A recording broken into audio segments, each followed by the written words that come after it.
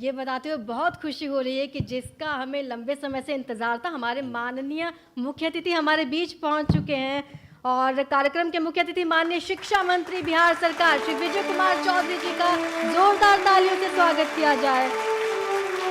और मैं निवेदन करूंगी न्यूज़ 18 बिहार झारखंड के एडिटर ब्रजमोहन सिंह जी और regional head sales Harshvardhan Dwivedi ji, आप मंच पर आएं और हमारे माननीय अतिथि का स्वागत और अभिनंदन करें। जोरदार तालियों के साथ स्वागत कीजिए माननीय शिक्षा मंत्री श्री विजय कुमार चौधरी जी का। अब news 18 Bihar Jharkhand education conclave में अब वक्त हो गया है बिहार सरकार की शिक्षा नीति और उत्तम व्यवस्था की दिशा में किए जा रहे प्रयासों के बारे में चर्चा का। इसके लिए मैं न्यूज़ 18 बिहार के एडिटर ब्रजमोहन सिंह से आग्रह करूंगी कि आप मुख्य अतिथि माननीय शिक्षा मंत्री बिहार सरकार श्री विजय कुमार चौधरी जी के साथ सार्थक चिंतन करें। Brajmohan sir, over to you. सबसे पहले श्री विजय चौधरी जी का स्वागत करता हूं न्यूज़ 18 बिहार झारखंड के इस कार्यक्रम में। बहुत ही व्यस्त समय में से समय निकाल के आए, क्योंकि लगातार जो चुनौतियां हैं देश में और राज्य में उसको फेस करने की जिम्मेदारी रहती है। तो आप आए, इसके लिए बहुत बहुत शुक्रिया। आइए हम चर्चा को शुरू करते हैं। सबसे पहले, बिहार का एक गौरवमयी इतिहास रहा है, इसमें कोई शक नहीं है। हम लोग सिरमौर रहे हैं शिक्षा के क्षेत्र में।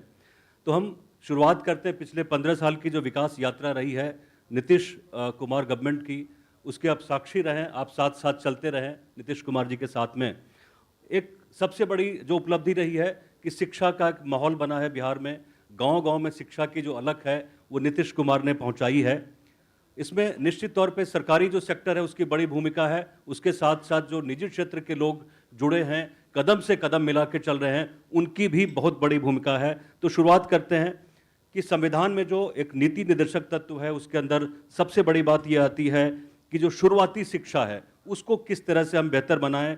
5 वर्ष से लेकर 14 वर्ष के बीच के जो बच्चे होते हैं, जहां से एक नींव पड़ती है शिक्षा की, तो उसको लेकर नीतीश कुमार सरकार ने क्या क्या अभी तक महत्वपूर्ण कदम उठाए, तो उसके बारे में आप कुछ बताते। ब्रजमोहन जी, सबसे पहले मैं आपको धन्यवाद देता हूं और आपके न्यूज़ 18 को भी धन्यवाद देता हूं कि एक बड़े ही महत्वपूर्ण और प्रासंगिक विषय को चुनकर जी आपने एक ऐसी पहल की है जिसका दूरगामी प्रभाव होता है। निश्चित तौर पे शिक्षा के क्षेत्र में जो अच्छे काम करने वाले हैं उनको पुरस्कृत करके जी आप समझिए कि आप सीधे तौर पर शिक्षा को प्रोत्साहित कर रहे हैं। और किसी समाज के लिए शिक्षा को प्रोत्साहित करना ही उस समाज के या उस प्रदेश के या राष्ट्र के लिए विकास की पहली सीढ़ी होती है। लेकिन आपने जो कहा प्रारंभिक शिक्षा के बारे में जी जो क्या मतलब हम लोगों की सरकार ने क्या परिवर्तन लाया है, जी ये 2-4 चीज़ों से ही बातें मतलब स्पष्ट हो जाएंगी। एक तो पहली चीज़ जो है शिक्षा के प्रचार प्रसार के लिए, वो होता है शिक्षा का सार्वजनिकरण जी या शिक्षा का समावेशी विकास। अगर शिक्षा को आगे बढ़ाना है तो सिर्फ शिक्षा पटने तक सीमित रह जाए या कुछ शहरों तक अगर केंद्रित रह गई शिक्षा का विकास की नीतियाँ, तो वो तो समझिए एक तरह से हम लोग शिक्षा का टापू बना देंगे, आइलैंड ऑफ एजुकेशन हो जाएगा। लेकिन अगर शिक्षा का समावेशी इंक्लूसिव की डेवलपमेंट करना है या यूनिवर्सलाइजेशन ऑफ एजुकेशन करना है, तो उसके लिए तो हमको उन दूर देहात के गांवों को भी दृष्टिपथ में रखना होता है जहां पर शिक्षा की रोशनी बहुत मुश्किल से पहुंचती है। और हम लोगों की सबसे बड़ी उपलब्धि उसी क्षेत्र में है कि आप अगर देखेंगे तो हम लोग की जब सरकार यहाँ बनी थी, आई थी, तो उस समय जो स्कूल से बाहर छूट जाने वाले बच्चे थे उनकी संख्या थी लगभग 12.5% से अधिक थी जो स्कूल जा ही नहीं पाते थे, चाहे गरीबी से हो चाहे पारिवारिक सामाजिक मजबूरी के कारण हो। वो 12.5% बच्चे स्कूल जा ही नहीं पाते थे। लेकिन आज मुझको बताते हुए आपके चैनल के माध्यम से देश और प्रदेश के लोगों को कि आज वो प्रतिशत 1% से भी नीचे आ गई है। अभी हम लोगों ने पिछले दिनों संयोग से कोविड ने तो सबसे अधिक किसी क्षेत्र को प्रभावित किया है, जी, मतलब बुरे स्कूल ही रहा है, यस, कुप्रभावित करना जो करते हैं, तो वो शिक्षा का क्षेत्र ही है। और हम लोग ये घोषणा करने वाले थे कि अब कोई भी स्कूल जाने की उम्र का बच्चा आज स्कूल से बाहर नहीं छूट रहा है। इसके लिए हम लोगों ने एक प्रवेशोत्सव कार्यक्रम की शुरुआत की थी कि जिसमें हमारे शिक्षक, जनप्रतिनिधिगण सबका हमने कार्यक्रम बनाया था कि पूरे गांव में डोर टू डोर जाके जो कोई स्कूल जाने की उम्र का बच्चा घर में नहीं रहे, सब स्कूल जाए। ये कार्यक्रम हम लोगों ने चलाया था। ठीक उसी समय कोविड आ गया, 2 साल से तो आप सब लोग देख रहे हैं। और ख़ास तौर से जो प्रारंभिक क्षेत्र, जो प्राथमिक और मध्य विद्यालय होते हैं, उस क्षेत्र में तो आप देखेंगे तो स्कूल की संख्या देखिए, लगभग 70,000 विद्यालय आज काम कर रहे हैं।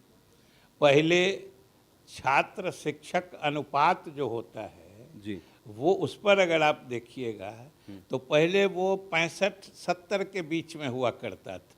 आज हम लोग 45-47 के बीच में आ गए हैं। इतने शिक्षकों को हम लोगों ने पद सृजित करके उनकी नियुक्तियां की हैं। इसी तरीके से इतने हम लोगों ने आधारभूत संरचनाओं में विकास किया है कि जो पहले समझिए कि छात्र और वर्ग कक्ष, मतलब स्टूडेंट और क्लासरूम का रेशियो था, वो भी बहुत घट के पहले करीब 70 से ऊपर था, 40-45 आ गया, जो हम लोग लगभग नेशनल एवरेज के पहुंच गए हैं। तो इस तरीके से उस क्षेत्र में हम लोगों ने काफ़ी अच्छी प्रगति की है और उसके नतीजे भी सबके सामने आ रहे हैं। एक चीज़ हम बता दें कि हम संतुष्ट नहीं हैं कोई, हम अपने जितना हम लोगों ने उपलब्धि हासिल की है, जो हम लोगों ने अचीव किया है, ये हम लोग खुद इसे संतोषप्रद नहीं मानते। हमें अभी और भी आगे जाना है। लोग इसी सिलसिले में बात करते हुए एक बड़ा जो हॉट टॉपिक रहता है बिहार में कि शिक्षकों की भर्ती समय पे नहीं हो पा रही है, उसमें डिले हो रहा है। तो बिहार के लोग ये जानना चाहेंगे, और खास करके जो शिक्षक वर्ग के लोग हैं, उनके लिए आप बताइए कि आपकी सरकार अभी क्या कर रही है। ये बड़ा प्रासंगिक मुद्दा आपने छेड़ा है जी, हम लोग खुद सरकार की तरफ से समय समय पर जो शिक्षक के योग्य अभ्यर्थी हैं उनके लिए और अभिभावकों के लिए भी बताते रहे हैं कि चाहे प्रारंभिक शिक्षा यानी 1 to 8 की हो या फिर माध्यमिक या उच्च माध्यमिक 8 से लेके 11 तक की हो, 12 तक की हो, हम लोग शिक्षकों की नियुक्ति का अभियान चला रहे हैं। और अभी तक पिछले ही महीने हमने 42,000 शिक्षकों की नियुक्ति की है और अभी अगले फेज में हम लोग लगभग 1.25 लाख शिक्षकों की नियुक्ति करने वाले हैं। और जो अभी हम RK सिंह जी को बहुत धन्यवाद देना चाहते हैं कि उन्होंने सरकार के कई सफल और प्रभावकारी नीतियों की चर्चा की है। उसमें हर पंचायत में एक +2 विद्यालय खोलने की सही बात है। उन्होंने बहुत ही सही ढंग से उसका जिक्र किया कि शायद देश में कहीं इतना बड़ा क्रांतिकारी कदम एक साथ नहीं उठाया गया होगा। हम लोगों ने 5,000 से अधिक मध्य विद्यालयों को, जहाँ पे थोड़ा इंफ्रास्ट्रक्चर मौजूद था, हम लोगों ने माध्यमिक विद्यालय में उनको उत्क्रमित किया है। माध्यमिक और उच्च माध्यमिक, बल्कि अब कोई सीधे माध्यमिक नहीं होता है। हम लोग जो माध्यमिक है उसको उच्च माध्यमिक यानी +2। और अभी पिछले महीने 17 तारीख को हम 30,000 शिक्षकों की नियुक्ति करने वाले थे।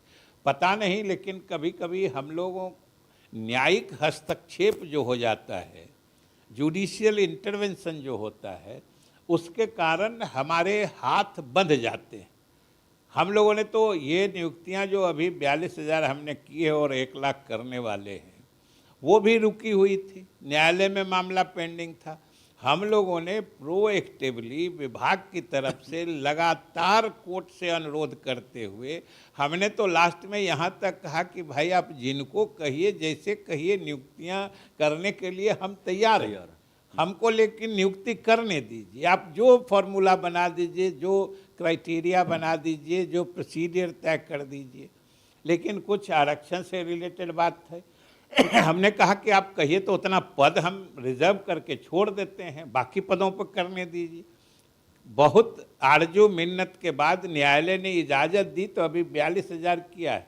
सब लोगों की इच्छा रहती है विजय चौधरी जी कि बिहार बाकी स्टेट के मुकाबले जो दूसरे प्रोग्रेसिव स्टेट हैं उससे मुकाबला हम कैसे करें, उसके लिए क्या रोड मैप है सरकार के सामने? देखिए, हमको तो हमने शुरू में ही कहा कि हम बहुत आगे बढ़े हैं, लेकिन हमें इस बात का एहसास है कि हमें अभी बहुत दूर चलना है। खास तौर से जो हायर एजुकेशन है, अभी आर.के. सिंह जी भी कह रहे थे और हम समझते हैं जितने अगर यहाँ स्कूल वाले लोग होंगे सबकी इच्छा होगी एक यूनिवर्सिटी खोलने की। आर.के. सिंह जी भी बोल रहे थे। बिल्कुल। और हायर एजुकेशन जो होता है मूल रूप से वो जो स्टूडेंट्स होते हैं वो एक तरह से अंतिम पड़ाव पर पहुंचते हैं, शिक्षा ग्रहण करने के अंतिम छोर पे होते हैं, जहां से चाहे उनका अपना रेगुलर जीवन शेष जीवन बिताने की दिशा तय होती है। हायर एजुकेशन या जो कॉलेज यूनिवर्सिटी के जो एजुकेशन होते हैं उस क्षेत्र में हमें और भी काम करना है, और इस बार उस क्षेत्र में भी हम लोगों ने बहुत काम किया है। बाकी जो डिस्टेंस एजुकेशन है, हमारा जो नालंदा ओपन यूनिवर्सिटी है, उसके माध्यम से हम लोग 250 से अधिक ब्लॉक्स में यानी प्रखंडों में भी एजुकेशन सेंटर्स खोल रहे हैं, और बाकी धीरे धीरे सभी प्रखंडों को भी इससे आच्छादित करने की योजना है। इसलिए हम लोग लगातार इसमें आगे काम कर रहे हैं, और हमें पूरा भरोसा है कि आने वाले समय में भी कोई विद्यार्थी चाहे गांव का हो, देहात का हो, गरीब हो, अगर उच्च शिक्षा ग्रहण करना चाहता है तो उसको कोई परेशानी नहीं हो। निश्चित तौर पे जो भौगोलिक स्थिति है जिसकी चर्चा इन्होंने की, बिहार के लोग अवगत हैं, बिहार के बाहर के जो लोग हैं वो भी जानते हैं इस बात को कि हर साल किस तरह से बारिश और बाढ़ की वजह से बिहार प्रभावित होता है। लेकिन इसके बावजूद भी जो सरकार की नीतियां हैं शिक्षा को आगे बढ़ाने को लेकर, सरकार बिल्कुल प्रतिबद्ध है, नीतीश सरकार, क्योंकि जो सोशल सेक्टर है उसको लेकर नीतीश जी काफ़ी आगे रहते हैं और लगातार बढ़ावा देने का काम करते हैं। आप हमारे साथ आए और बातचीत की, आपने दिल की बात रखी, राज्य सरकार की जो नीतियां हैं, चुनौतियां हैं और क्या क्या संभावनाएं हैं उसकी बात की। आपका बहुत बहुत शुक्रिया, धन्यवाद। हम चाहते हैं कि तमाम लोग इनके लिए तालियां बजाएं, स्वागत करें। बिल्कुल मंत्री जी, आपका बहुत बहुत धन्यवाद। आपने सरकार की रणनीति हमारे साथ शेयर की, तमाम बिंदु हमारे साथ शेयर किए। और अब कार्यक्रम में समय हो गया है एजुकेशन सेक्टर के उन दिग्गजों के सम्मान का जो बिहार और झारखंड में उत्तम व सार्थक शिक्षा व्यवस्था के लिए सराहनीय योगदान दे रहे हैं। और इसके लिए सबसे पहले मैं मंच पर बुलाने जा रही हूं Deval Singh, vice chairman international school of management Patna. जोरदार तालियों के साथ स्वागत कीजिए और सम्मानित करते हुए हमारे मुख्य अतिथि महोदय, तालियों के साथ स्वागत। Krishna Murari, managing director, Netaji Subhash medical college and hospital, Amhara, Bihta. जोरदार तालियों के साथ स्वागत कीजिए सर का। शिक्षा के क्षेत्र में बेहद ही महत्वपूर्ण योगदान इनका रहा है और अभी मुख्य अतिथि इन्हें सम्मानित करेंगे। Doctor Ajay Bhushan Prasad, associate professor, Ashoka institute of technology and management, Varanasi. जोरदार तालियां हो जाएं सर के लिए। फिर से जोरदार तालियां हो जाएं क्योंकि इनका बेहद सराहनीय योगदान रहा है शिक्षा के क्षेत्र में और शिक्षा समाज की बुनियाद है। तो अब शिक्षा में उल्लेखनीय योगदान के लिए बिहार के एजुकेशनिस्ट को भी हम धन्यवाद देना चाहेंगे। सबसे पहले मंच पर बुलाना चाहूंगी डॉक्टर आर.के. सिंह, डायरेक्टर हैं international school of management Patna.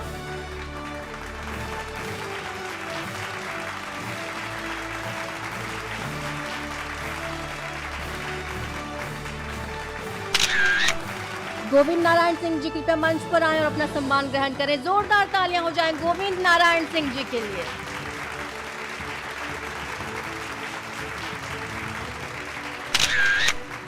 और सेकंड पैनलिस्ट को हम बुलाना चाहेंगे doctor Arvind Prasad, Netaji Subhash medical college and hospital, Amhara, Bihta, Patna. As a panelist इनका बेहद महत्वपूर्ण योगदान रहा हमारे इस कार्यक्रम में।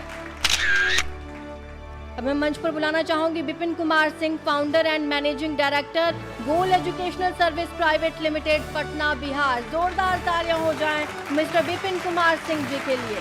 इनका भी बेहद महत्वपूर्ण योगदान है कि किस तरह से शिक्षा व्यवस्था को और सुचारू रूप से चलाया जाए। मैं आग्रह करूंगी ब्रजमोहन जी और हर्षवर्धन द्विवेदी जी से आप चीफ गेस्ट को मोमेंटो भेंट करें। जोरदार तालियां हो जाएं हमारे माननीय मुख्य अतिथि महोदय के लिए। बेहद ही खूबसूरती से माननीय मुख्य अतिथि ने हमारे साथ शिक्षा व्यवस्था के बारे में तमाम मुद्दे शेयर किए। तो बहुत बहुत शुक्रिया और हम सब आप सभी सहयोगियों का हृदय से आभार प्रकट करते हैं। आप सभी उपलब्धियों के आसमान को छुएं और बिहार और झारखंड के गौरव को इसी तरह से बढ़ाते रहें।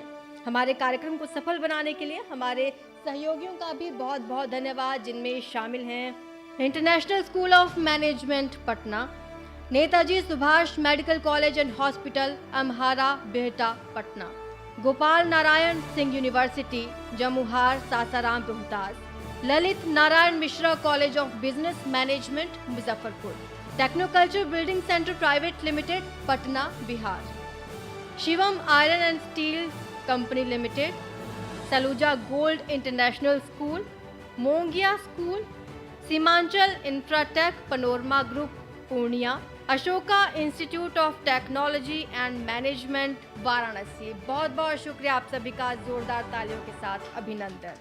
News 18 Bihar Jharkhand education conclave सही मायने में चर्चा और संवाद का सार्थक मंच बना, जहां बिहार की शिक्षा व्यवस्था से संबंधित कई मुद्दों पर चर्चा हुई। साथ ही साथ शिक्षा मंत्री ने हमारे साथ रणनीति शेयर की, कई बिंदुओं पर महत्वपूर्ण चर्चा हुई और उपयोगी सुझाव और निष्कर्ष हमें हासिल हुए। आप सभी ने अपनी मौजूदगी से आज के इस आयोजन को बेहद खास बना दिया है, इसीलिए इस महत्वपूर्ण मंच के लिए एक बार फिर से और आप सभी के लिए जोरदार तालियों के साथ अभिनंदन। इसी के साथ अब मुझे दीजिए अनुमति। शुक्रिया आपका, शुक्रिया।